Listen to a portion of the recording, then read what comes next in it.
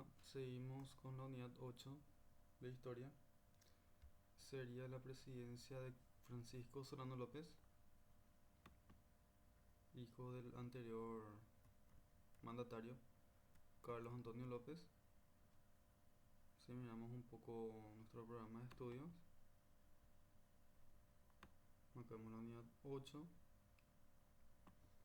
Vamos a estar hablando de todo lo que sea obras, relaciones con los países y lo más importante que ocurrió, ¿verdad?, en esa época, la Guerra Grande o la guerra contra la Triple Alianza. Entonces, en la unidad pasada vimos, ¿verdad?, lo que sería don Carlos Antonio López. Él inclusive había modificado, ¿verdad?, la Constitución de 1844 para poder hacerle camino a su hijo en cuanto a la edad y en cuanto al sobre cerrado que él quería dejar, ¿verdad?, para elegir a su sucesor. Entonces, nos vamos al libro. Empieza entonces la unidad 8. Tras el fallecimiento de don Carlos Antonio López en 1862, se reunieron en el Palacio de Gobierno algunas autoridades y abrieron el pliego cerrado en el que el anciano mandatario establecía que el ministro de Guerra y Marina y brigadier general Francisco Solano López asumía el gobierno provisorio como vicepresidente.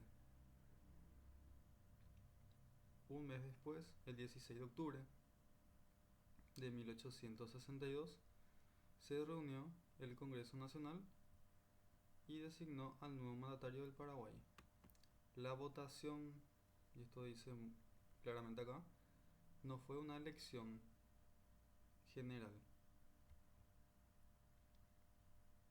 No fue aprobada por un sector de la sociedad. Se experimentaba un ambiente de cierta resistencia ante el magistrado electo y había intentos de reformar la ley de 1844 por otra constitución de carácter liberal, similares a las ya promulgadas en los demás estados americanos. Entonces acá podemos ver que la Cámara de Diputados prácticamente fue, ¿verdad?, los que pusieron en posesión del cargo de presidente a Francisco Solano López por el término de 10 años. Así se iniciaba otra etapa en la vida política nacional. Bueno, en cuanto a las obras materiales, López, o Solano López, se dirigió principalmente a fomentar la marina de guerra y al ejército, estableciendo en Cerro León un campamento.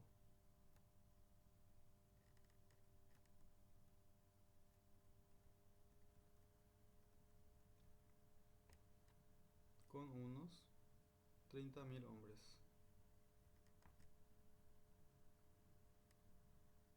También hizo el extendido del ferrocarril y el telégrafo. Este último llegó hasta el cuartel de Humaitá. Otras obras quedaron inconclusas, como el oratorio de la Virgen de la Asunción y el nuevo teatro, obras de su padre también.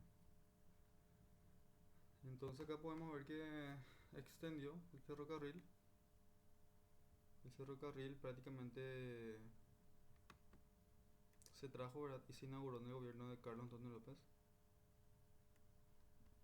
El telégrafo. Relaciones con los países vecinos. Antes de morir don Carlos Antonio López,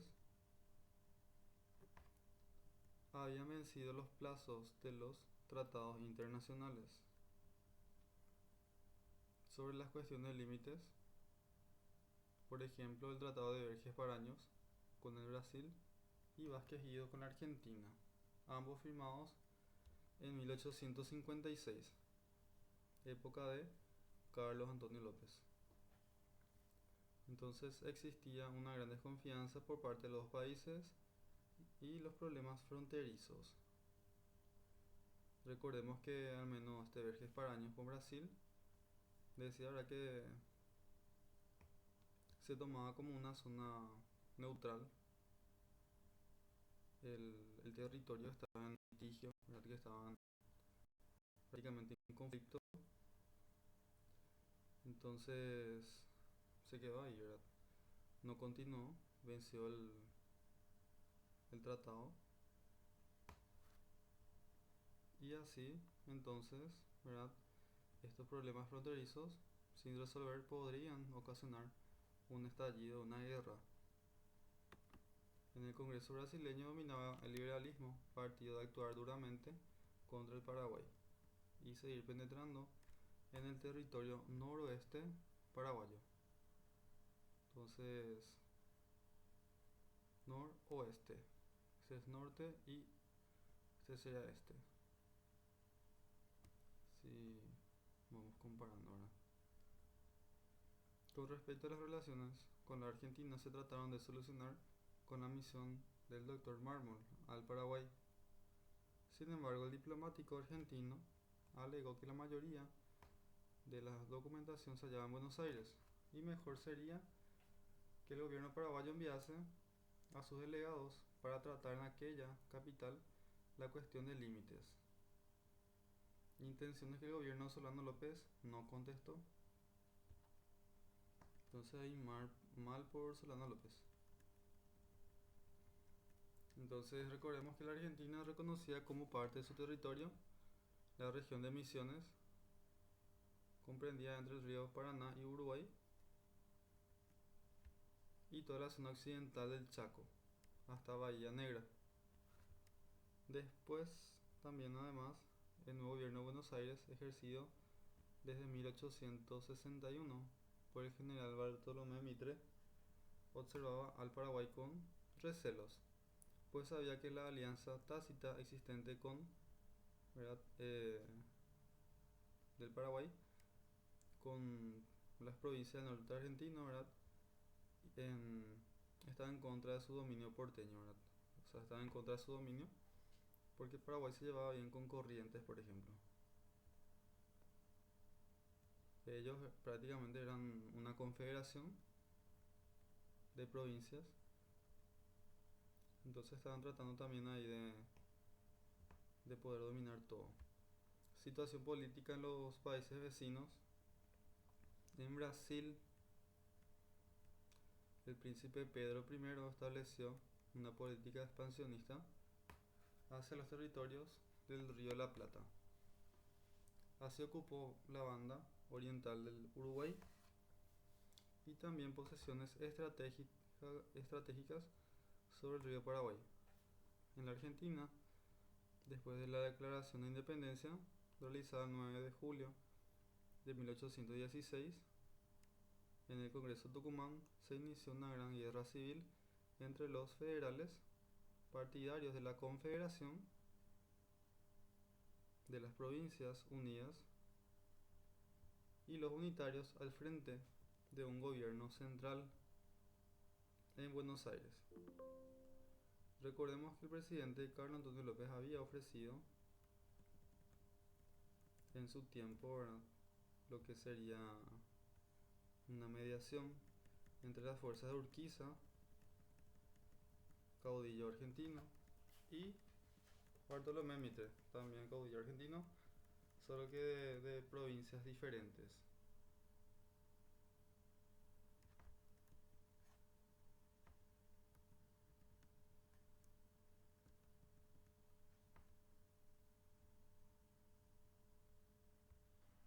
Entonces acá se puede mencionar, ¿verdad?, lo que se llegó a lograr en 1859 con la firma del Pacto de San José de Flores, en donde Francisco Solano López había demostrado su intención de mantener el equilibrio entre ambos grupos. Sin embargo, al poco tiempo Mitre venció al oponente, al general Urquiza, en la batalla Pavón en 1861 y asumió el gobierno de su país.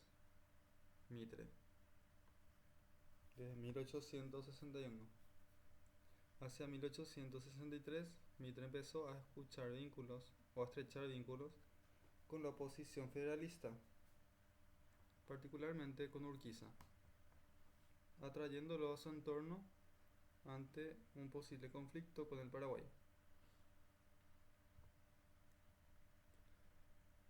Entonces él unificó, ¿verdad?, la oposición que había en su país por si había problema con el Paraguay con respecto a los territorios. La doctrina del equilibrio del Río de la Plata, algo que tanto Francia como Carlos Antonio López quisieron mantener siempre. Acá podemos ver que la política reservada de don Carlos Antonio López en relación a las cuestiones de límites no resueltos con la Argentina y el Brasil cambió radicalmente con Solano López. Hasta entonces el gobierno paraguayo evitó participar en los asuntos del Río de la Plata, fiel a la doctrina de la no intervención. ¿Quiénes? Francia y don Carlos Antonio López. Pero Francisco Solano López, el nuevo jefe de Estado, juzgó que había llegado el momento de participar activamente de los conflictos que sucedían en los demás estados de La Plata. Según el propio Solano López, afectaban fundamentalmente a los intereses políticos y económicos del Paraguay. Esto implicaba solucionar los litigios territoriales y mantener el equilibrio de fuerzas entre los dos poderosos vecinos, el Brasil y la Argentina. Entonces Solano López opinaba que si se alteraba la paz con uno de los dos, o si los dos se aliaban, la independencia paraguaya estaría en mortal peligro y su reciente evolución económica se truncaría. En consecuencia, el presidente López marcó como norte de su política internacional el mantenimiento del equilibrio del Río de la Plata.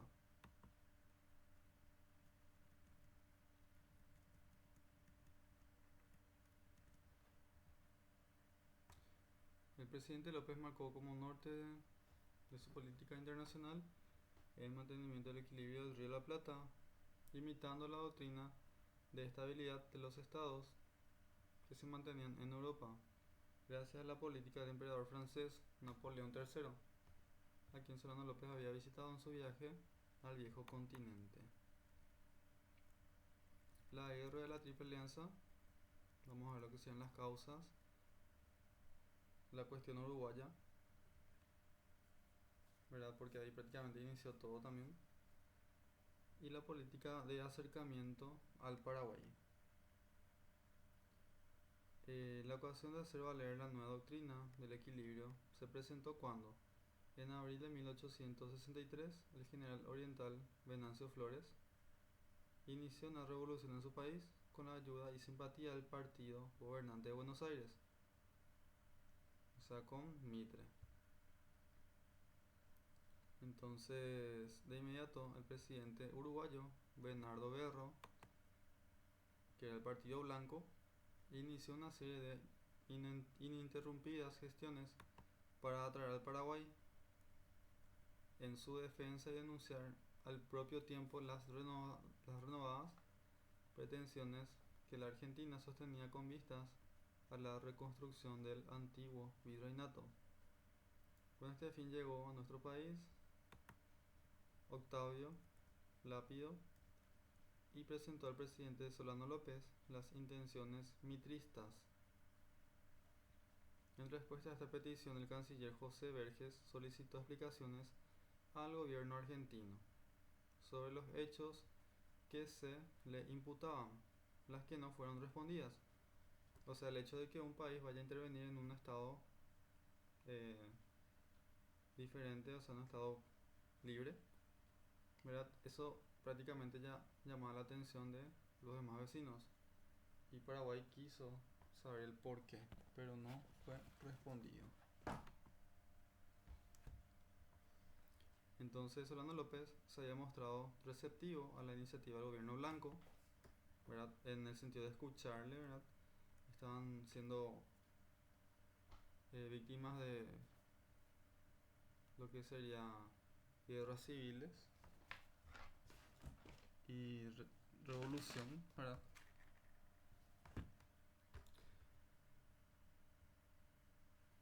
Entonces,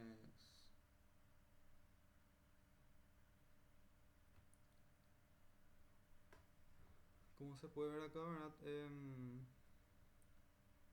Esta facilitaría la implementación de su nueva política, ¿verdad? La de participar más en los conflictos y otorgaría al Paraguay el mismo estatus regional que poseían Argentina y Brasil. El Imperio de Brasil así y el Imperio de Brasil. Montevideo podía significar el acceso paraguayo al mar, su inserción en la economía internacional y al mismo tiempo se liberaría al país de la independencia porteña o de la dependencia porteña en cuanto al uso del cauce hídrico, ¿verdad? Si es que o estábamos bien con Uruguay, se podía conseguir también esto, ¿verdad? Salida al mar. Pero bueno, eran como que ideas, pensamientos que pudieron haber pensado, ¿verdad? O pudo haber pensado Solano López. Así entonces el Partido Colorado en el Uruguay, como podemos ver, durante el gobierno del Partido Colorado en el Uruguay, el Imperio de Brasil, siguiendo su política expansionista, había establecido en el norte del país, o sea de Uruguay, unas empresas agropecuarias solventadas por los ricos terratenientes de Río Grande do Sul. Pero cuando el presidente Bernardo Berro, del Partido Blanco, asumió, ¿verdad?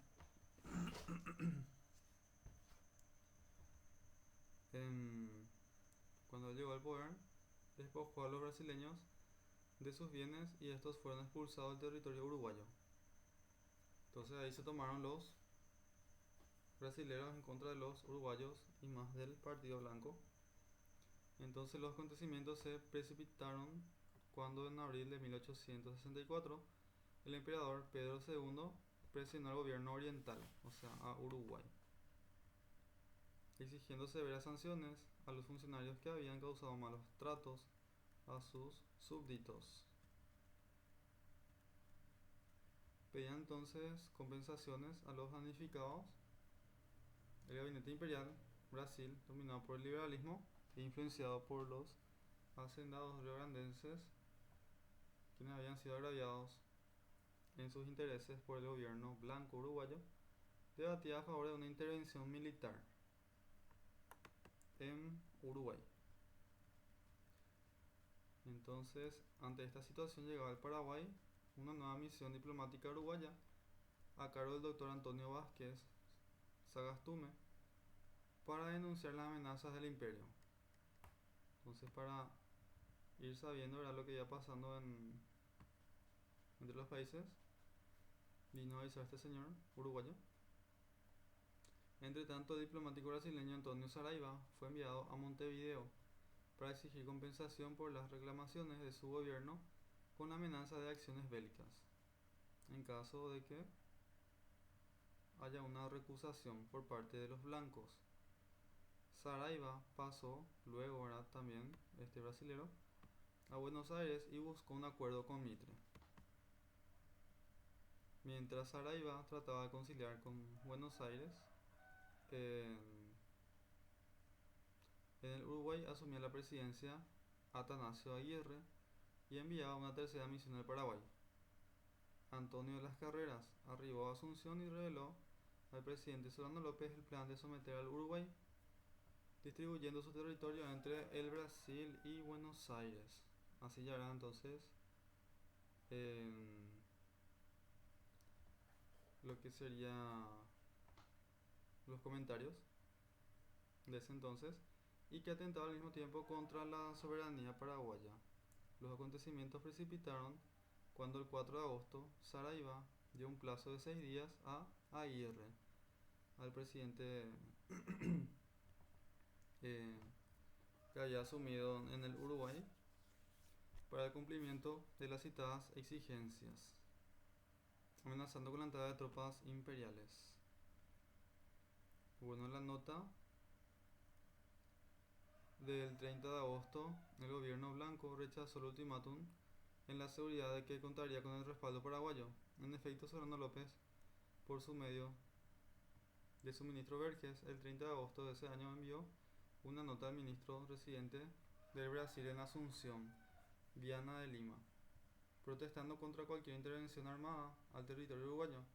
La nota en cuestión argumentaba que esta intromisión por parte del gobierno imperial atentaría contra el equilibrio de los estados del Río de la Plata y declaraba que el Paraguay recurriría a la guerra si el Brasil no atendía su advertencia. En Río de Janeiro se pensó que la nota era una oratoria más del mandatario paraguayo y que jamás su gobierno procedería en forma tan drástica. Menoscabo, el menoscabo que se tenía acerca de su persona en el concierto rioplatense, tanto como las denuncias orientales como la supuesta conveniencia entre argentino y brasilero contra la independencia nacional, movieron al presidente Solano López a plantarse frente al imperio del Brasil, buscando difundir respeto hacia el Paraguay entre las poderosas naciones vecinas. ¿Cuál fue la posición de Argentina? Era ante la simpatía hacia la postura brasileña. El 22 de agosto de 1864 firmó un acuerdo por el que ambos países se comprometían a ayudarse para el arreglo de sus cuestiones en el Uruguay, al tiempo que la prensa oficial porteña satirizaba las pretensiones de López de erigirse como árbitro, ¿verdad? Dentro del equilibrio de la Plata. Sin embargo, las provincias del interior argentino recelaban seriamente del imperio y no apoyaban las intenciones de Mitre. Entonces había muchos tipos de pensamientos. Pacto entre Flores y el gobierno brasileño. Venancio Flores entonces era el líder del Partido Colorado de Uruguay con el gobierno brasilero.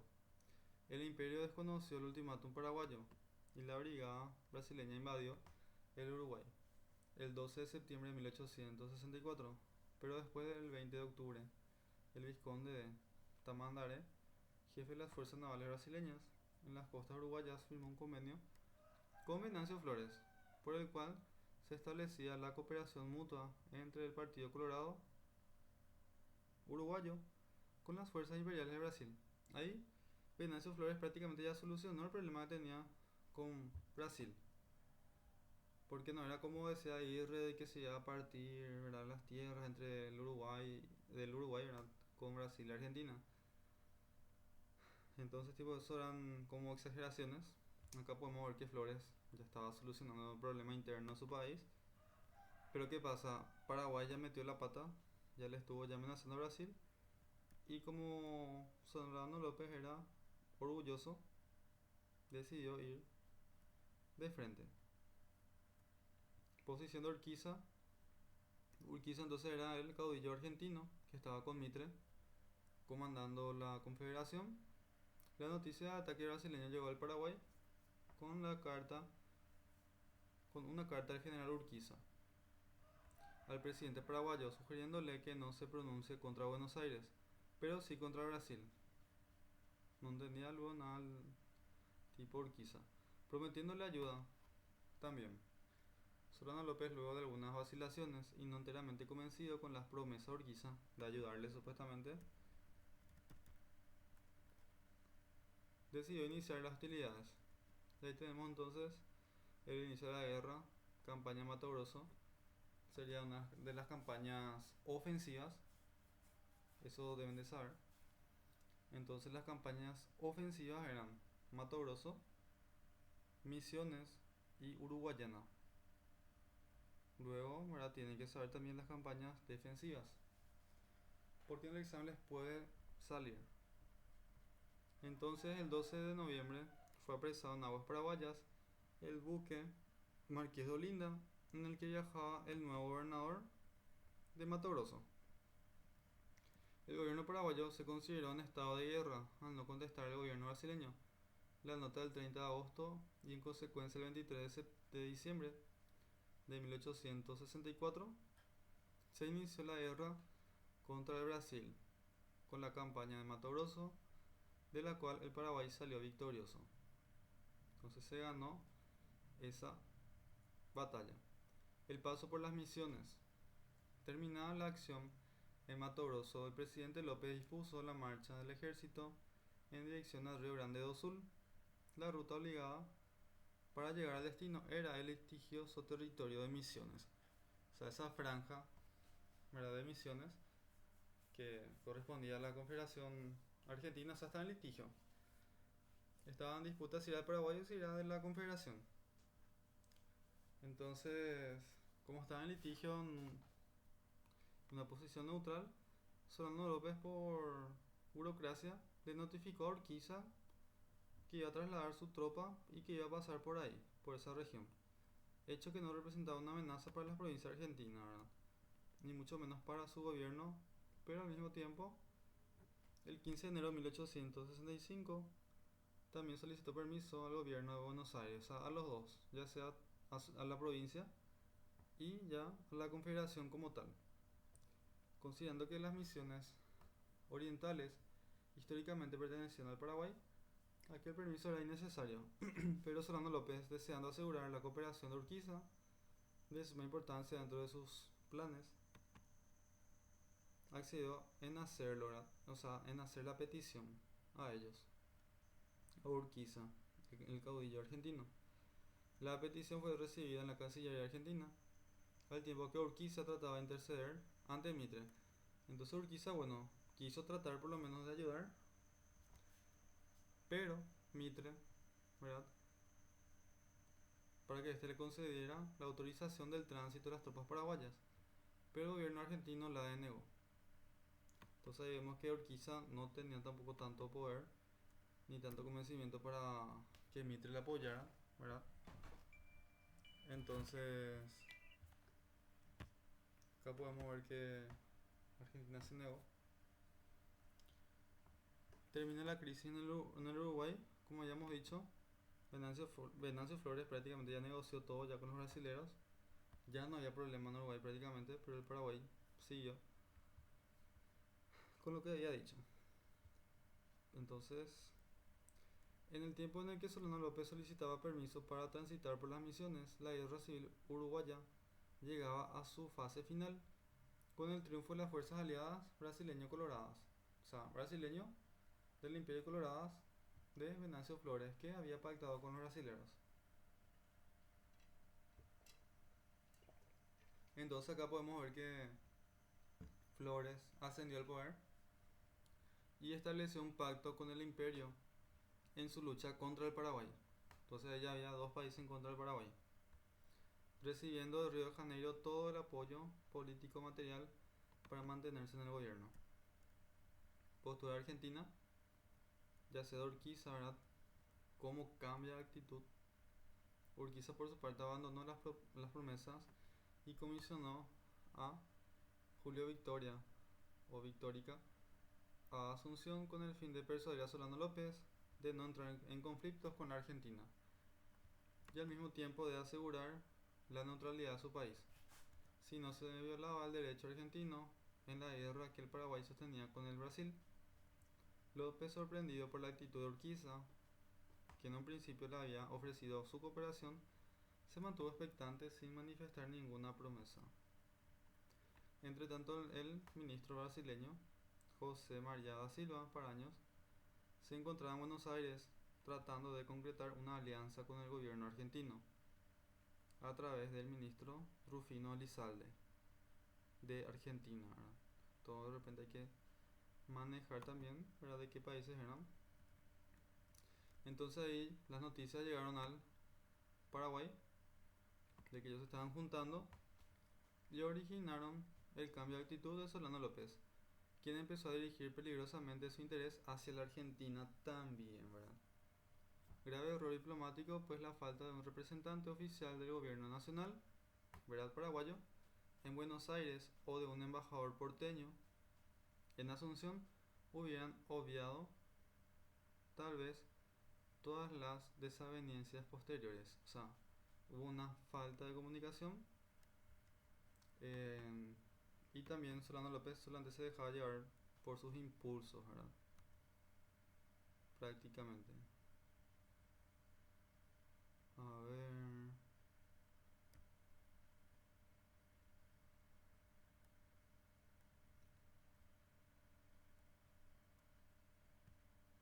¿Dónde nos quedamos?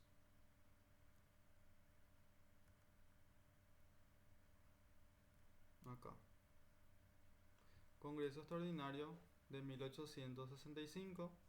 El Paraguay declara la guerra a la Argentina. O sea, el segundo país al que le declara la guerra.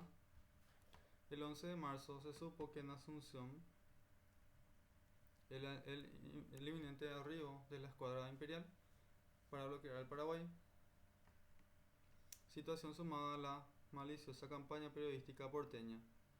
No se dudó ya del acuerdo argentino-brasileño, ¿verdad?, de aliarse. En consecuencia, López decidió adelantarse a los acontecimientos y propuso ocupar Corrientes. En este hecho, el Congreso Nacional jugó un papel preponderante, pues el 16 de marzo de 1865 aprobó la conducta asumida por el ejército o por el ejecutivo, ¿verdad? Eh, Solano López, frente a Brasil, y autorizó la declaración de guerra a la Argentina por los siguientes motivos. 1. Negación del paso por territorio argentino de las tropas paraguayas. 2. Desconocimiento de los derechos de la República del Paraguay al territorio de las misiones. 3.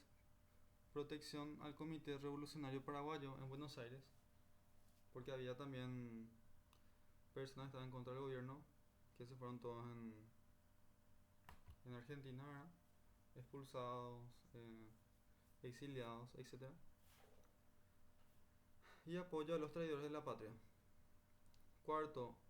Abierta defensa al Brasil en la prensa oficial contra la causa paraguaya. Y 5. La indudable mancomunidad del gobierno argentino con el del Imperio de Brasil para dislocar el equilibrio político de los estados de La Plata. El 29 de marzo, el canciller Vergés despachó la comunicación oficial al gobierno de la Argentina. El gobierno, antes de disolverse, o el Congreso mejor dicho, antes de disolverse, concedió al presidente el grado de mariscal de los ejércitos paraguayos y el derecho de firmar la paz con uno u otro beligerante, cuando él lo creyese oportuno. El 13 de abril iniciaron las hostilidades con la Argentina. Intereses económicos británicos. Esto es algo que los investigadores, ¿verdad?, opinan sobre el Río de la Plata. Hay intereses económicos de los ingleses. Existen teorías de que Inglaterra haya intervenido en forma tácita en la guerra de la Triple Alianza. La razón fundamental fue económica, que se remonta en la guerra de sucesión en los Estados Unidos de 1861, cuyas consecuencias privaron de algodón a Gran Bretaña, que regularmente se proveía de los estados del sur norteamericano. La falta de materia prima habría provocado graves crisis en las hilanderías inglesas, razón por la que los británicos intentaron buscar otras fuentes de explotación, como India, Egipto, China y Siam. También se fijaron en el Paraguay como posible productor algodonero, pero la negación de Solano López a integrarse con los consorcios algodoneros ingleses habría sido motivo para que estos se convirtieran en el cuarto aliado, apoyando con armamentos y empréstitos, que son préstamos, a los gobiernos de Mitre y de Don Pedro II. La campaña de Corrientes fue el 13 de abril. Se inició las hostilidades con la Argentina cuando una flota paraguaya compuesta por 5 naves de guerra se apoderó de 2 pequeñas embarcaciones ancladas en el puerto de Corrientes.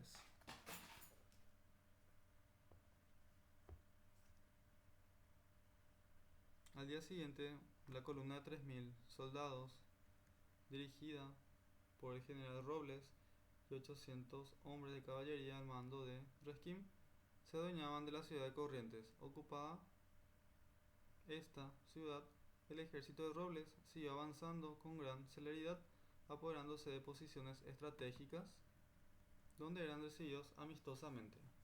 O sea que con la provincia de Corrientes no había ningún problema. Ellos no se opusieron, no pelearon nada, todo tranquilo, ¿verdad? Inclusive muchos de los allegados a Urquiza pretendieron unirse al ejército de Robles y hubo intentos de incorporarlos. Sin embargo, las tentativas paraguayas de movilizar a los disidentes argentinos fracasaron, oportunidad que fue aprovechada por el gobernante correntino para organizar la resistencia con la formación de una fuerza denominada Vanguardia Correntina. Al conocerse en Buenos Aires la noticia de aquella ocupación por tropas paraguayas, los jóvenes porteños y algunas otras ciudades del interior reaccionaron con entusiasmo a favor de la guerra.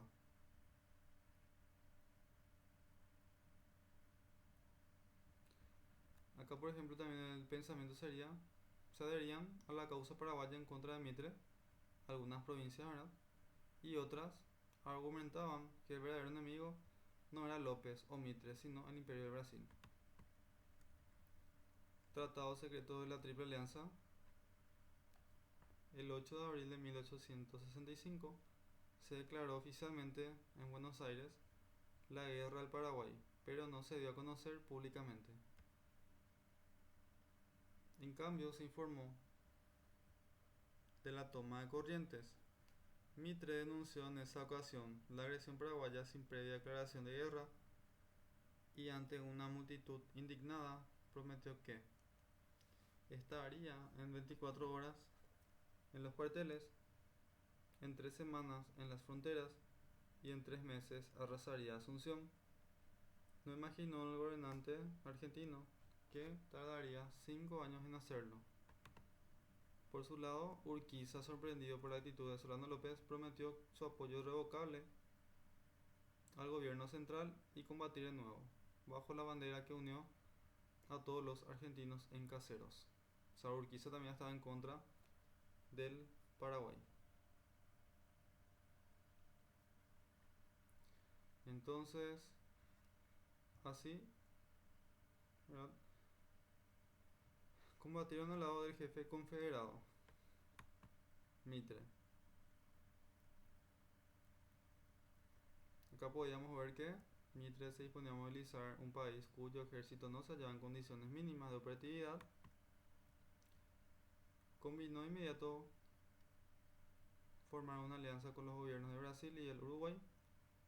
Una vez más, el imperio lograba sus objetivos de extender sus dominios hacia el Plata. Dicho convenio, conocido como el Tratado de la Triple Alianza, fue firmado el 1 de mayo de 1865. Los representantes fueron: por el Imperio, Octaviano de Almeida Rosa; por la Confederación Argentina, su ministro Rufino Elizalde; y por el Paraguay, Carlos de Castro. Sus artículos establecían que los tres estados se unirían en alianza ofensiva y defensiva en la guerra promovida por el gobierno del Paraguay, por lo cual concurrirían con todos los medios que podían disponer en tierra y en los ríos, y no cesarían las hostilidades hasta la deposición de su gobernante, o sea, hasta sacarle a Solano López del poder. Los aliados no depondrían las armas, sino de común acuerdo, o sea, el hecho de dejar de pelear, los tres tenían que estar de acuerdo, y no negociarían con el enemigo por separado. Se comprometían a esperar la independencia soberana, se comprometían a respetar la independencia soberana, la independencia, la soberanía e integridad del Paraguay solo por 5 años. Artículo 8. También se arrebataría al Paraguay la soberanía de sus ríos. Artículo 11. La nación paraguaya debería de cargar también con las deudas de la guerra y sus respectivas derivaciones económicas. Con estas cláusulas, los países firmantes decretaban el aniquilamiento del Paraguay. Igual el Brasil y la Argentina para evitar discusiones y guerras que traen consigo las cuestiones de límites.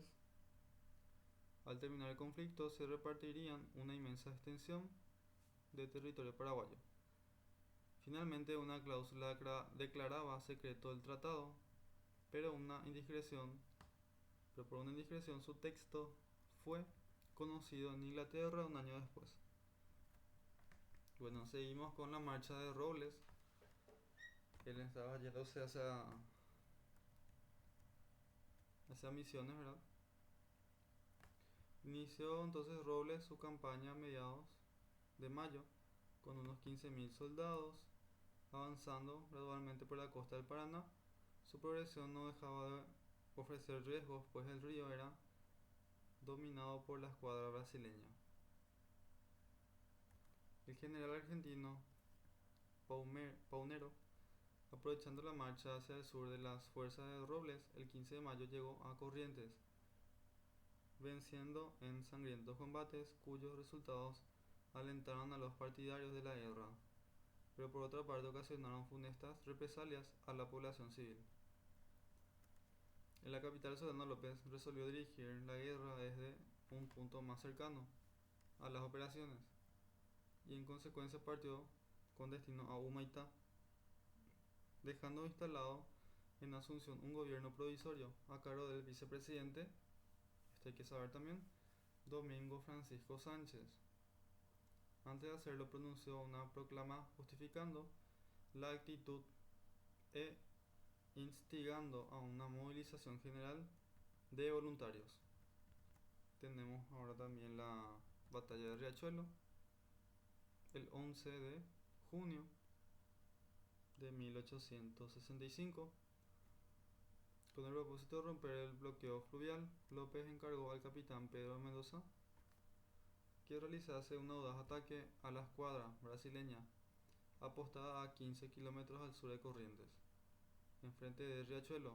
El golpe, de resultar exitoso, hubiera cambiado la suerte de la guerra. Entonces, ¿qué pasó en Riachuelo? El 11 de junio, el capitán, al mando de la flota paraguaya, compuesta por 9 naves, solo 2 de ellas, el Tacuarí y Paraguarí, eran de guerra. El resto eran barcos comerciantes equipados para tal fin, con una tripulación de 2.000 soldados y un armamento de 34 cañones. Llegaba a las Tres Bocas. Entonces, estas características, ¿verdad? De cada batalla hay que saber, porque así suele preguntar.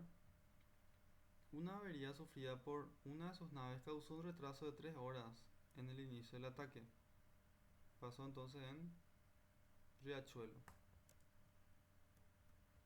Pasó eso, lo del problema mecánico.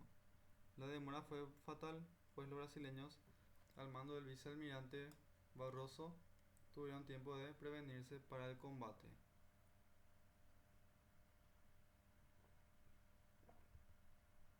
La lucha fue violenta y al principio favoreció la escuadra de Mesa al Paraguay, pero al final se impuso la superioridad del armamento imperial. Quedaron fuera de combate 3 embarcaciones.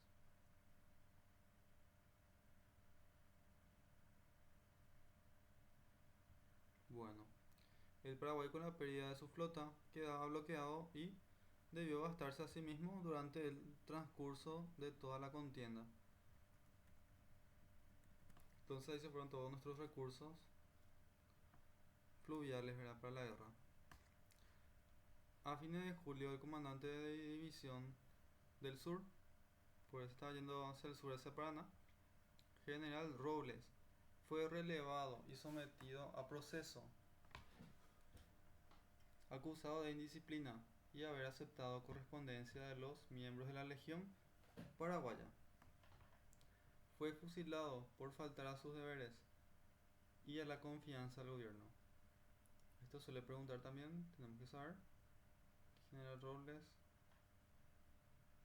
fue entonces relevado y sometido a proceso por conspiración con los miembros de la Legión Paraguaya, que eran opositores al gobierno, que estaban en Argentina. Campaña de Uruguayana, combate de Butú. En 1865 partía de Encarnación un ejército de 10.000 soldados rumbo al Uruguay, comandado por el teniente coronel Antonio de la Cruz Tijerría. ¿Qué hizo Antonio de la Cruz Tijerría? De acuerdo con las órdenes de Solano López, debió cruzar el río Uruguay en el paso de Hormiguero, en la orilla occidental del río. Operaba la milicia imperial al mando del mayor Asunzao. Vamos a marcar este nombre. Pues tenemos que saber cómo fue en Butú y la otra batalla de Yatag. Entonces, Estigarribia, el paraguayo, despachó una columna de 400 hombres dirigido por el capitán José López con la orden de impedir el avance de aquellas tropas. El subordinado cumplió la misión. ¿Quién? El capitán José López. Cumplió la misión, pero quedó desconectado del grueso del ejército. O sea que perdió contacto, se alejó un poco, ¿verdad? Esta ocasión fue aprovechada por los brasileños, embistiendo de improviso frente a la localidad de Butú. Pese a la superioridad numérica, los atacantes, o sea, los brasileños, fueron derrotados, quedando las tropas paraguayas, ¿verdad? Como dueños del campo de la batalla. Solano López, complacido por la victoria, ascendió al vencedor con el grado de sargento mayor y ordenó a Estigarribia que siguiera avanzando hacia el sur. Batalla de Yataú, el 17 de agosto. Entonces el otro era en junio. Luego 2 meses después, en 1865, Estigarribia, la que estaba avanzando hacia el sur, antes de cruzar el río Uruguay, destacó a la vanguardia de sus tropas al coronel Pedro Duarte, quien iba bordeando el río por la banca o por la banda derecha, paralelamente al cuerpo principal. Duarte ocupó San Borja el 11 de junio, venciendo a la resistencia del Río Grande do Sul en Guaviramí. Y Estigarribia, pese a las órdenes de Solano López de mantenerse en el sitio, marchó en dirección a Uruguayana. Ordenó al mayor Duarte, este señor que había ganado con 400 soldados, que hiciera lo mismo, rumbo a paso de los libres. Por su parte, el ejército aliado llegó a las orillas del arroyo Yataú, fortificándose en el ángulo formado por este y el río Uruguay, en el punto llamado Ombucito. Entonces les sale la palabra Ombucito y es, ¿verdad?, en la batalla de Yataú. La población paraguaya en aquellos parajes se volvía cada vez más apremiante por la proximidad de Flores, de Venancio Flores, y pidió auxilio a Estigarribia, quien se rehusó en hacerlo. Entonces estamos hablando ahí del mayor Duarte, que pidió auxilio, pero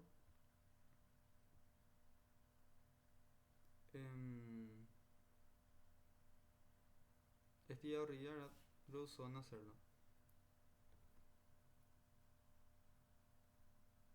El 17 de agosto, el jefe oriental, al mando de unos 10.000 soldados, enfrentó a Duarte, que no recibió apoyo de Estigarribia, al tiempo que las fuerzas argentinas también atacaron con tenacidad. Suceso que ocasionó una gran masacre y el enfrentamiento de 4 horas a orillas del arroyo Yataú dejó un saldo de 1.400 soldados paraguayos muertos heroicamente. Los sobrevivientes intentaron escapar, pero cayeron en manos de sus enemigos. Venancio Flores, era el uruguayo, dijo y escribía a Mitre: para justificar el gran porcentaje de muertos, los enemigos han combatido como bárbaros, no hay poder humano que los haga rendir y prefieren la muerte cierta antes que rendirse. Entonces eso dijo Venancio Flores. Capitulación de Uruguayana. Después de Yatal, Venancio Flores atravesó el río Uruguay para unirse a las fuerzas brasileñas, bajo el mando del general Canavarro, y sin mayores dificultades pusieron sitio a la ciudad de Uruguayana, donde se había refugiado Estigarribia. Poco tiempo después hicieron su aparición en el campo de batalla Pedro II y Mitre, originándose algunas controversias sobre el mando de las fuerzas aliadas, que se resolvieron más tarde amistosamente, y en el mando aliado fue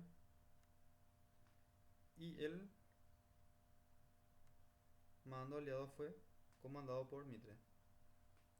En tanto, el mayor Estigarribia recibía varias intimaciones por parte de los aliados, las cuales eran rechazadas. Las tentativas de resistir no tuvieron éxito y pronto los víveres comenzaron a escasear, o sea que fue sitiado Estigarribia en Uruguayana, perdieron en Yatal y luego fueron sitiados en Uruguayana, o sea, fueron rodeados. Se desató una terrible hambruna y finalmente Estigarribia no conservó el ánimo suficiente para seguir resistiendo las privaciones. El 17 de septiembre, sin haber probado sus fuerzas y antes que las aliadas iniciaran un asalto general, solicitó una capitulación, la que fue concedida en el acto. O sea, una pausa para volver a retomar, ¿verdad? Unos 5.000 prisioneros fueron capturados por las tropas riograndenses, con el propósito de venderlos más tarde como esclavos, tal como se había practicado después de la batalla de Yatal. Así quedó perdida la poderosa columna enviada al Uruguay. El Paraguay sufrió una amarga derrota y Solano López renunció a atacar al enemigo en su propio terreno. ¿Dónde se dio cuenta de eso? En Uruguayana. Entonces ahí podemos ver las bajas apenas iniciada la guerra, y las pérdidas totales del ejército paraguayo alcanzaban unos 20.000 muertos y más de 5.000 prisioneros. Acá podemos ver que López no se desalentó en ningún momento y logró reunir más tarde unos 10.000 hombres. Recordemos que antes, en el año 1865, el ejército paraguayo contaba con un número de 30.000 soldados en Cerro León. El parque de guerra y la santidad. Cuanto mayor es el número de habitantes de un país, mayor es la capacidad del gobierno de ampliar su ejército en caso de guerra, ¿verdad? Eso pasó con nuestros vecinos que eran o que tenían, ¿verdad?, mayor población. Paraguay solamente oscilaba entre 350.000 y 400.000 habitantes.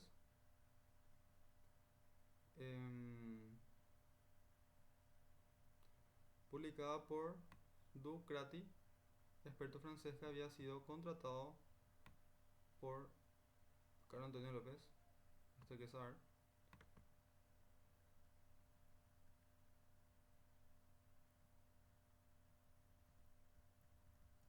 Acá también podemos ver que la Argentina tenía una población de 4 millones. Brasil tenía una población de 900.000. 9 millones, perdón, mejor dicho. Entonces Paraguay tenía apenas medio millón. En esta parte solamente menciona, ¿verdad?, cómo va explicando, ¿verdad?, la cantidad de hombres de cada uno. Mientras que el Paraguay contaba con 13.000 efectivos. A principios de 1864 el campamento de Cerro León adiestraba un ejército de 30.000 milicianos.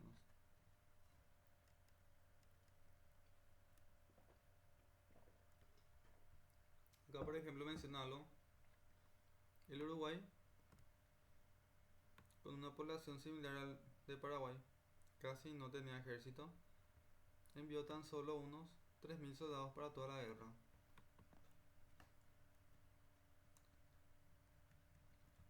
Acá podemos ver que la política económica paraguaya, que intentaba su evolución autónoma a partir de sus propias fuerzas, declinó y tuvo que hacer préstamos de 25 millones de pesos fuertes.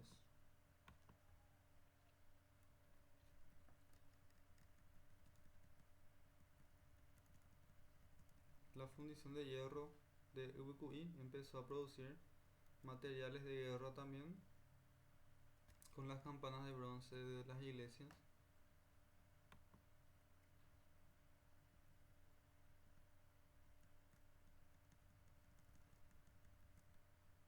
Acá pues lo menciona, merece especial atención el cristiano, cañón de 24.500 libras de peso, construido con las campanas de bronce de la iglesia paraguaya. El cristiano, este todavía tiene Brasil ahí en un museo como trofeo. Por otra parte, el país poseía solo dos barcos de guerra que habíamos mencionado, que eran el Tacuarí y el Paraguarí. Entonces acá tenemos el inicio de la contienda, ¿verdad? Fueron los territorios de Mato Grosso, Corrientes y Uruguayana. Batallas ofensivas que Paraguay salió a atacar. Después de partir de ahí, con la pérdida de Uruguayana, Solano López ya decidió solamente ya esperar. Ya fueron defensivas.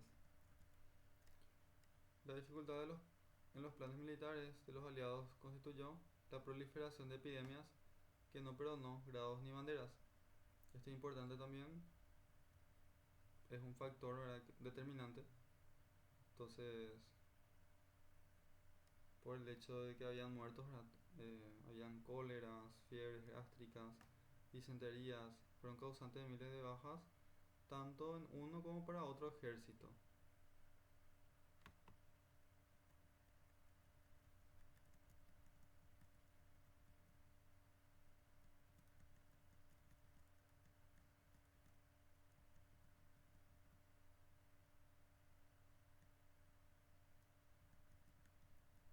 Campaña de Humaitá, estas ya serían ya defensivas. Humaitá. Después de los reclutamientos, Solano López llegó a Paso de Patria y asumió el mando de ejército. Se dispuso a esperar al enemigo en la estrecha zona situada entre los ríos Paraguay y Paraná y los grandes bañados de Ñembucú, con el fuerte de Itapirú como atalaya. Esta posición estratégica, excelentemente elegida, que los aliados o que el ejército aliado no pudo desbloquear tan fácilmente, sino al cabo de 3 largos años. Luego tenemos Corrales. Ten en cuenta algo, esto es una campaña, es a nivel jerárquico grande, o sea, dentro de esta campaña están las batallas. Dentro de las campañas están las batallas, eso hay que ir también diferenciando. Tenemos ahí la campaña de Corrales. Mientras el ejército paraguayo ocupaba la banda norte del Paraná, las fuerzas aliadas lo hacían en el bando sur. Durante los calurosos meses de verano, los dos adversarios permanecieron prácticamente inactivos, salvo por unas pequeñas incursiones a nivel explicativo, ¿verdad? Como la naturaleza también dificulta. Acá podemos ver que el 29 de enero de 1866, unos 1.000 soldados al mando del coronel José Dovigis Díaz se propusieron emprender una de sus audaces expediciones. Cerca de 4.000 argentinos, al mando del general Hornos, los esperaban en la otra costa.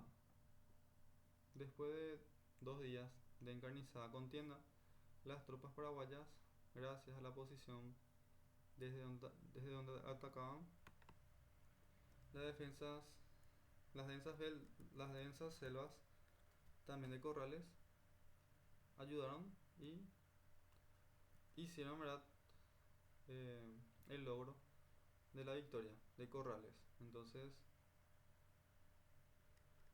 en Corrales fue una batalla que se ganó. Luego, dentro de la campaña de Humaitá está también la batalla de Estero Bellaco.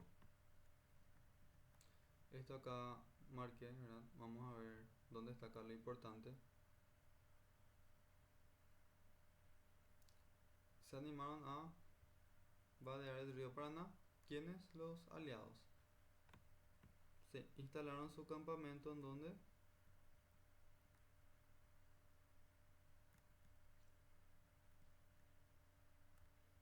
al sur de Estero Bellaco. López por su parte lo hizo al norte, abandonando Itapirú y ocupando una estratégica posición. Ordenó el 2 de mayo al general José de Vigis Díaz que atacara al ejército enemigo con unos 3.800 infantes, 1.000 hombres de caballería y la artillería. El asalto por sorpresa inicial fue exitoso para las fuerzas paraguayas. Se apoderaron de armamentos y de varias banderas. El general Flores estuvo a punto de caer prisionero. Esto pues lo puede preguntar en el examen.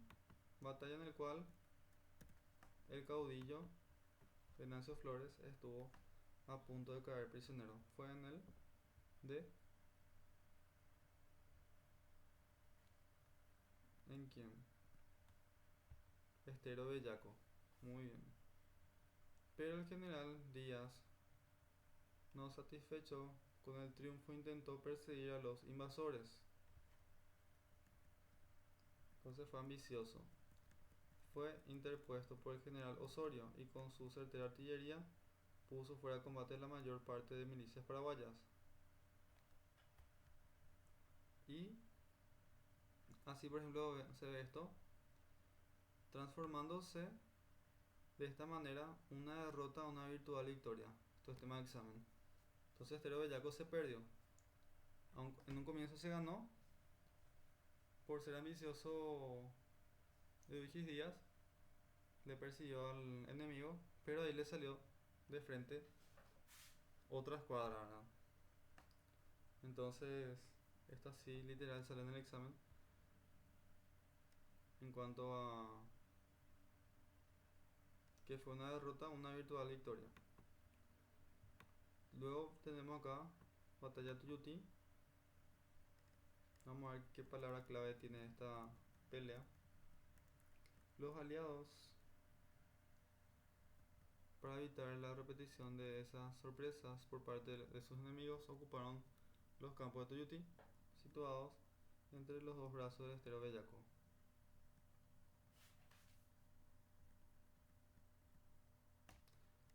Acá vemos las tropas paraguayas dispuestas en 4 columnas debían atacar simultáneamente el 24 de mayo. El general Barrios había que llegar al amanecer y dar la señal de ataque, pero no habiendo podido presentarse a la hora convenida a causa de los esteros intransitables. Entonces era húmedo el lugar que retardaron su arribo. Solo al mediodía pudo dar la señal establecida. Esta circunstancia fue aprovechada por los aliados, quienes advirtieron de los preparativos en el campo paraguayo. Por lo tanto, la sorpresa, factor importante en los planes del mariscal, no se produjo. Cuando se inició la embestida, los aliados estaban ya preparados y sólidamente fortificados. Heridos por las metrallas, los paraguayos asaltaron las trincheras adversarias. Las primeras fueron casi totalmente tomadas, pero su artillería con 120 bocas de fuego defendió sus posiciones centrales. La terrible batalla,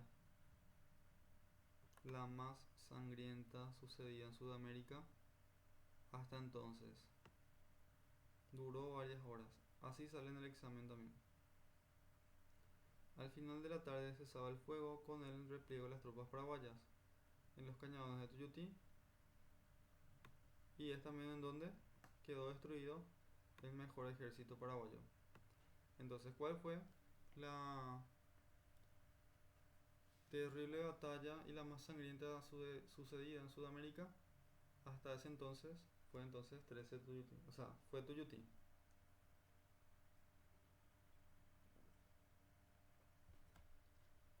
Tuyutí fue entonces. Hay que anotar eso. Luego tenemos la batalla de Boquerón. Boquerón y Sauce. ¿Qué, qué aconteció acá? 16. Ha de ser agosto. Bueno, 16 y 18. O sea, 16 al 18 de julio de 1866. Después de la derrota de Tuyutí, ¿verdad? Serrano López resolvió mantenerse a la defensiva, eligiendo para el efecto la fortaleza de Humaitá como baluarte.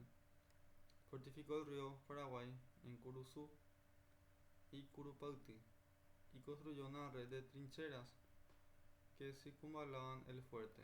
Estableció un cuartel general en Paso Pucú, el cual se unía con los otros sectores por medio del telégrafo.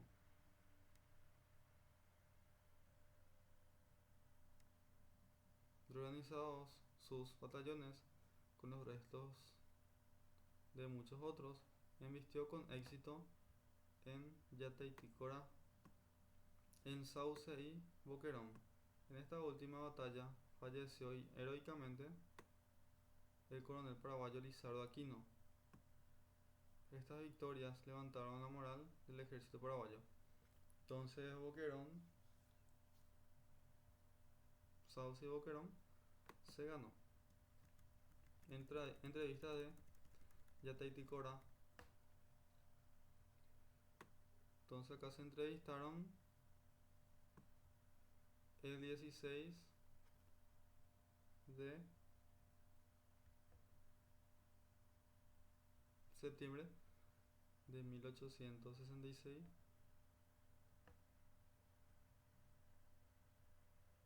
¿Quién?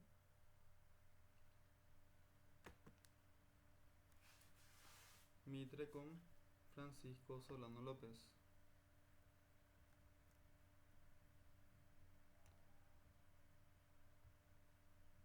El diario La América denunció que el tratado fue secreto, pero la vergüenza es pública.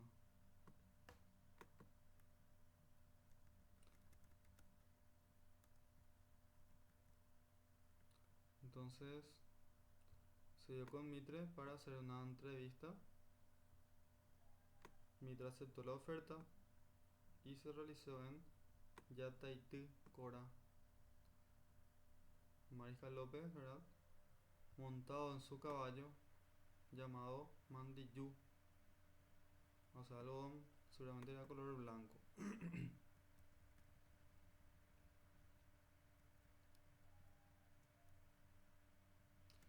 Y López quiso, ¿verdad?, proponer la paz, pero Mitre dijo que iba a preguntar, ¿verdad?, porque no podía decidir nada, y terminó ahí la reunión. La campaña de los exiliados de Buenos Aires. Cuando se declaró la guerra a la Argentina, muchos paraguayos emigrados residentes de Buenos Aires formaron un grupo militar conocido como la Legión Paraguaya para luchar en contra de el mariscal Francisco Solano López. ¿Cómo pensaban ellos? Se alistaron a la Legión Paraguaya con el propósito de redimir a una nación esclavizada. Así pensaban que estaba el Paraguay.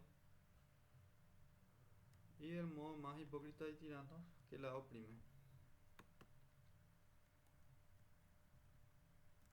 Victoria de Curupaytí.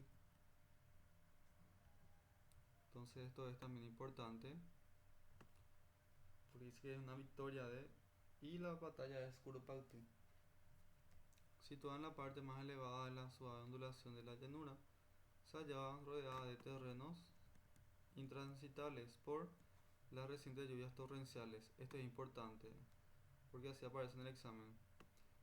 Este factor fue lo que le ayudó entonces a Paraguay a ganar esta batalla, porque hacía intransitable el lugar por las recientes torrenciales, o sea, por las lluvias.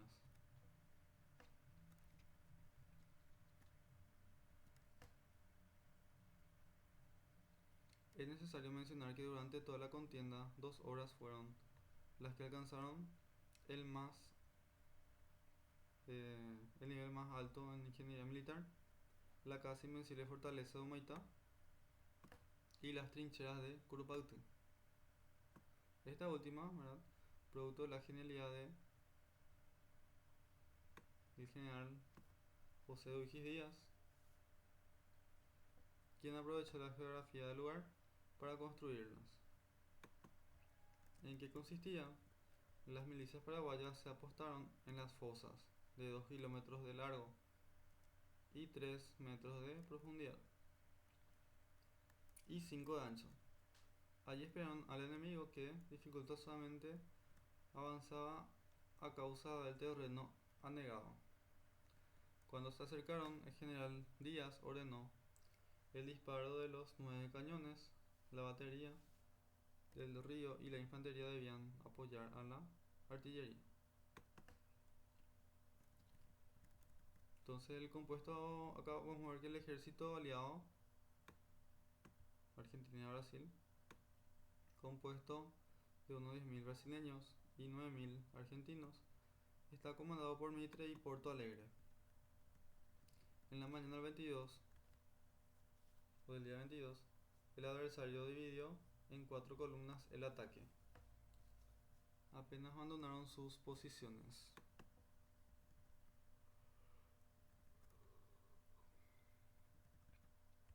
Cayeron compañías enteras. A la media tarde, Mitre dio la orden de retirada. Las bajas paraguayas fueron insignificantes frente a 4.000 pérdidas de los aliados. Entonces estamos hablando ¿de cuál batalla? Curupaytí. Curupaytí se ganó. Curupaytí entonces fue la guerra que consistió en hacer pozo largo, profundo y ancho, para que los aliados no puedan pasar, y si es que se caían ahí, les remataban nomás ya.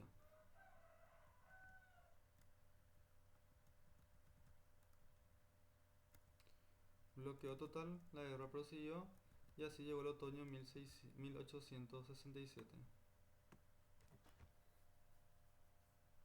Con otra adversidad, una epidemia de cólera iniciada en el campamento argentino. Se extendió atacando a miles de soldados, inclusive al mariscal Solano López.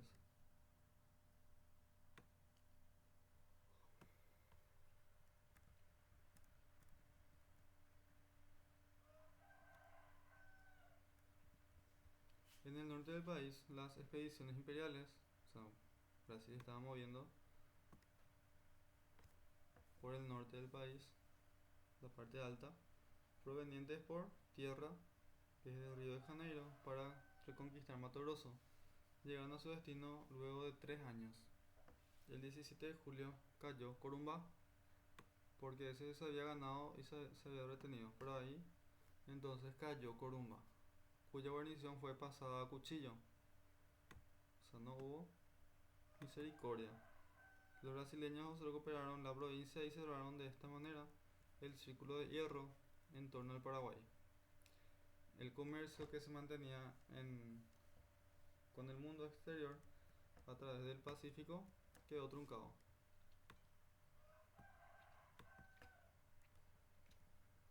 En lo sucedido, el Paraguay debió bastarse a sí mismo para todas las necesidades de la guerra.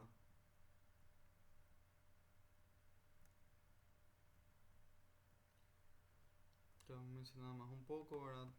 Cómo se va desenvolviendo la guerra. Estados Unidos había intentado arbitrar en el conflicto, pero sin éxito. Por otra parte, Inglaterra también ofreció su mediación, la cual fue aceptada por López, Mitres y Caxias, la de Inglaterra.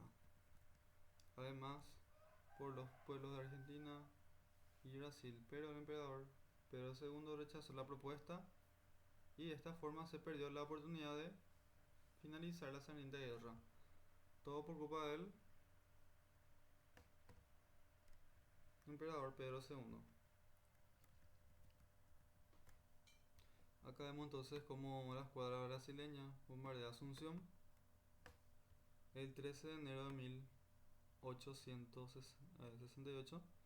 El general Mitre tuvo que retirarse del campo de batalla dejando al mando bajo las órdenes del duque de Caxias. Este ordenó a la escuadra brasileña romper el cerco de Humaitá y así lo hizo el 13 de febrero. Solano López comunicó del hecho al vicepresidente Sánchez y ordenó la evacuación de Asunción.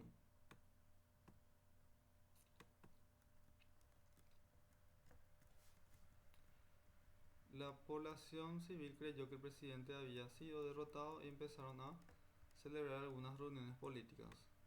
¿Por qué? Porque los brasileños vinieron a bombardear y pensaron que el mariscal ya había muerto. Enterado de esto, ¿verdad? Solano López, de que la gente estaba ya festejando, haciendo reuniones, tomó serias medidas y ahí surge lo que sería o lo que culmina con un decreto de Mariscal López como San Fernando. Sería una práctica de castigar y atormentar a las personas que prácticamente estaban en contra de la guerra o em, eran enemigos, ¿verdad? Opositores. Los periódicos de campaña, vemos que sería el primero, el semanario, perdón, publicó con grandes titulares el bombardeo a la capital durante toda la contienda que este órgano oficial del gobierno impreso en Asunción. Durante toda la contienda, este órgano oficial del gobierno impreso en Asunción jugó un papel muy importante. Además, el de el semanario. Se publicaron otros de conocimiento satírico, jocoso, que ridiculizaban al enemigo. Acá entonces tenemos, aparte del semanario, estos periódicos eran bilingües y con ellos se iniciaba la literatura guaraní. Vemos acá entonces algunos periódicos del Cabildo y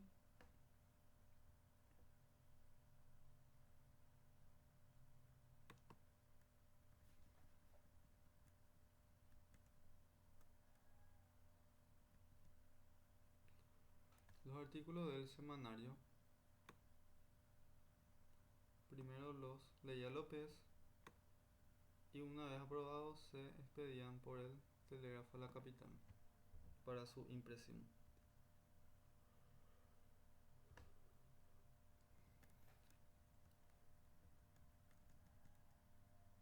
Otros periódicos fueron El Centinela,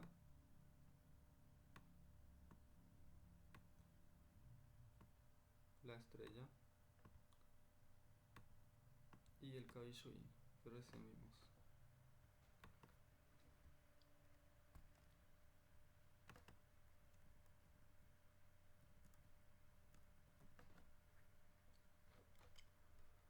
A ver, acá menciona algo importante, era que la música acompañó en todo el proceso de la guerra para aliviar penurias.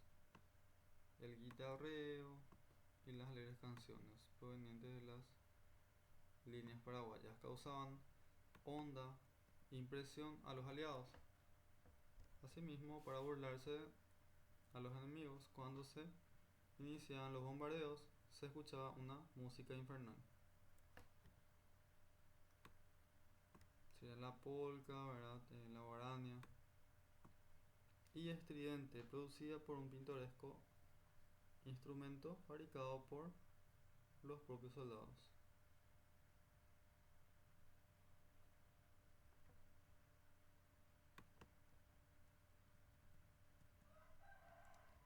Acá entonces podemos ver que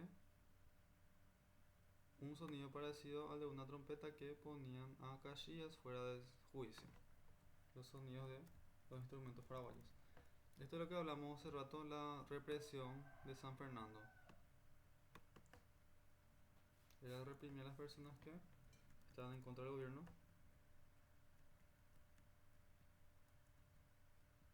Inclusive a su propio hermano, ¿verdad? Benigno.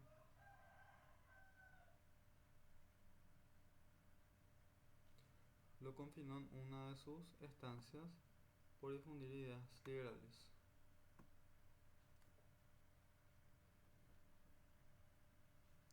Solano López o para Solano López, todos estaban implicados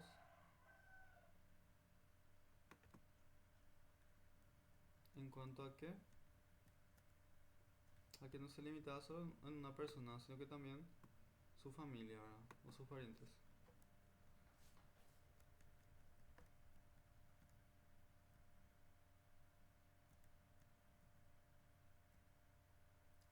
Luego tenemos, para ir terminando, la campaña de Piquisuru. Esta es otra campaña, Humaitá. Esta es otra campaña, Piquisuru. Batallas, Utorno. Solano López acordó que la defensa se iniciaría en los campos de Piquisuru, el cual tenía solo un paso de defensa, Angostura, sobre el río Paraguay. Este reducto fue sólidamente fortificado bajo la dirección del ingeniero inglés Thomson. Esto es importante, tema de examen. López dejó San Fernando y estableció en Lomas Valentinas e Itaibate una alta colina de donde se divisaba una gran extensión de tierra. Entre tanto, el avance brasileño seguía bajo las órdenes de Caxias, quien siguió la misma trayectoria que López.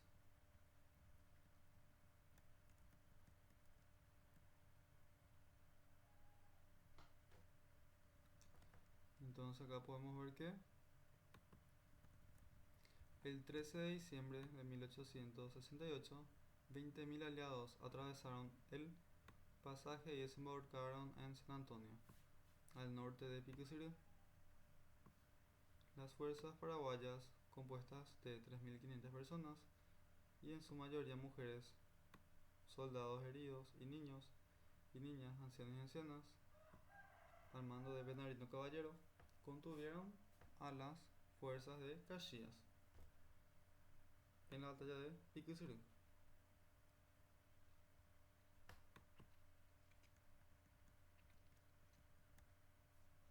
Abrumado por la inmensa superioridad numérica, Bernardino Caballero reabrió camino y fue a defender la senda del Abagü.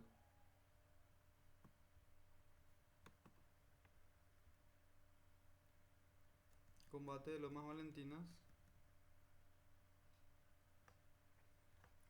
también sería un combate el 21 al 27 de diciembre de 1868. Luego del desastre de Abagü, Solano López logró reagrupar unos cuantos combatientes y se apresuró a esperar al enemigo en Lomas Valentinas. El descomunal combate comenzó el 21 de diciembre y duró 7 días. Lomas Valentinas. El día 24 los generales aliados intimaron la rendición del jefe paraguayo, pero el ultimátum fue rechazado. Los últimos días fueron encarnizados, observándose en las líneas paraguayas la presencia de mujeres y niños.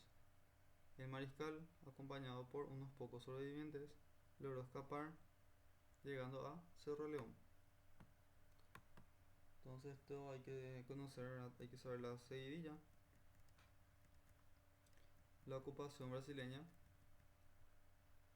Acá podemos ver que el jefe brasileño, el duque de Caxias, pensó que la guerra llegaba a su fin con esa victoria, con esta victoria para las fuerzas aliadas. En vez de perseguir al reducido ejército paraguayo, prosiguió hasta Asunción, que estaba desguarnecida.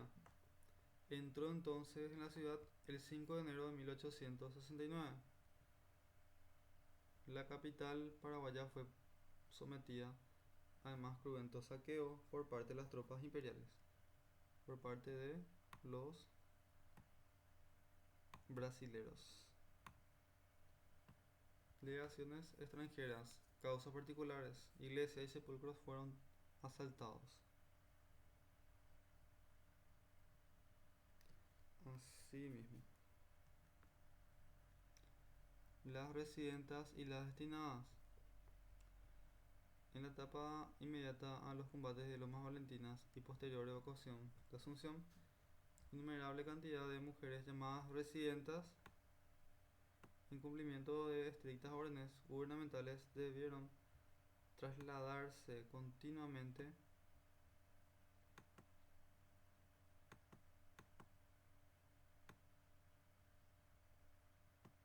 de un sitio a otro.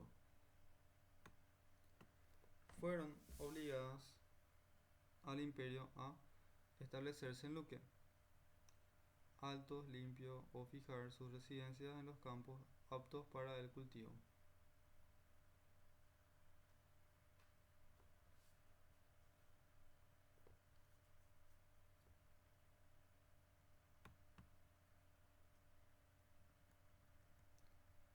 Así, después de la contienda, o desde el primer año de la contienda, la actividad agrícola se hallaba estrictamente reglamentada y organizada exclusivamente por las mujeres, debido a la escasez de varones.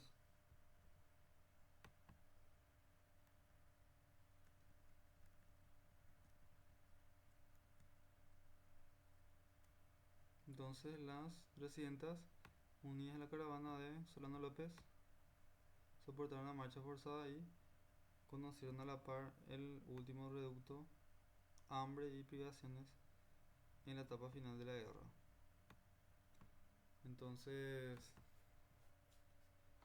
tenemos lo que serían las residentas que acompañaban y las destinadas que eran puestas a sufrir, estaban encerradas.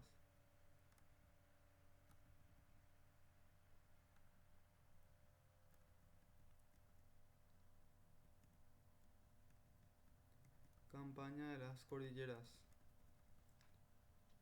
que también sería una campaña.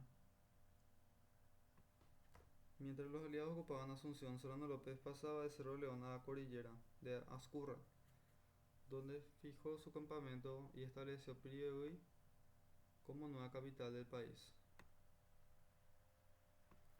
Allí funcionó la administración pública con el vicepresidente Sánchez a la cabeza.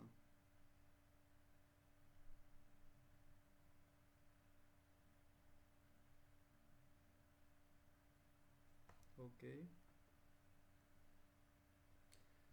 Ahora vamos a ver lo que sería un poco más la información. Con indomable energía se dispuso López a organizar un nuevo ejército reclutado de los hospitales y de las campiñas. Heridos, mutilados, mujeres y niños desnutridos conformaron las nuevas tropas del mariscal. ¿En qué batalla? o en la campaña Cordilleras, prácticamente. Y tenemos ahí la batalla de Piribebuy. Esto es importante, puede salir algo de Piribebuy. El 12 de agosto de 1869, los aliados se hallaban en Asunción, habían proyectado atacar Piribebuy y terminar definitivamente con la guerra. Para este objetivo, 5 columnas compuestas de 25.000 hombres al mando del conde Deu y de otros altos oficiales del ejército brasileño entraron al mismo tiempo al pueblo de Piribebuy, defendido por unos pocos individuos. A la negativa de una capitulación, la población se entregó a una batalla cuerpo a cuerpo. Las mujeres también pelearon en las trincheras. Armas de sable, piedras, se enfrentaron al enemigo. Tras 5 horas de combate, el sitio cayó. Solano López logró retirarse con los pocos sobrevivientes. Sería de Acostaño. Luego, ¿verdad? Pero esto fue en la batalla de Piribebuy, donde fueron a quemar un hospital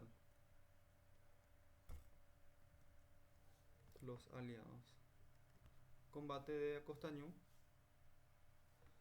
El 16 de agosto de 1869, los sobrevivientes de Piribebuy iniciaron prontamente la marcha hacia el norte del país. La división dirigida por el general Ruskin a la vanguardia y en la retaguardia las milicias al mando del general Caballero. Al amanecer el día 16, esta última unidad fue alcanzada por el ejército aliado en el campo de Acostañú. El combate duró aproximadamente 8 horas, en donde unos 6.000 paraguayos, en su mayoría niños, embistieron con tenaz valentía a los 20.000 soldados enemigos. El desigual enfrentamiento terminó al atardecer, muriendo en la ocasión gran parte de los combatientes paraguayos. Cerro Corá, el 1 de marzo de 1870. Al iniciarse 1870, el ejército paraguayo se había convertido en una escuálida legión sin víveres ni municiones. Los sobrevivientes armados de lanza y sables, alejados de sitios poblados, iban detrás de Solano López en su última campaña. El 14 de febrero, la caravana alcanzó Cerro Corá, un colosal anfiteatro rodeado por los cerros Amambay y cruzado por el río Aquidauán-Ñuble. Desde la punta de Itapirú hasta el remoto confín del país, no quedaba un solo palmo de tierra que no se hubiese sido disputado al invasor. En la mañana del 1 de marzo de 1870, los soldados imperiales al mando del general Da Cámara atacaron Cerro Corá. Solano López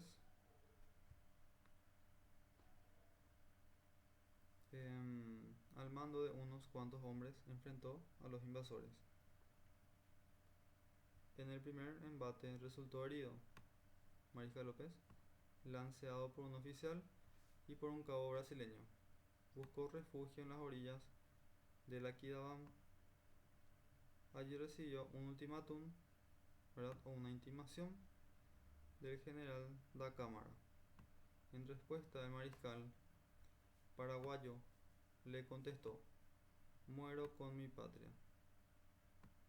Un certero disparo ordenado por el oficial enemigo terminó con la vida y con la guerra de la Triple Alianza. Y ahí terminó la guerra. Ya esta parte sería la siguiente unidad. Así es que nos vemos para la siguiente clase de la unidad 9. Hasta luego.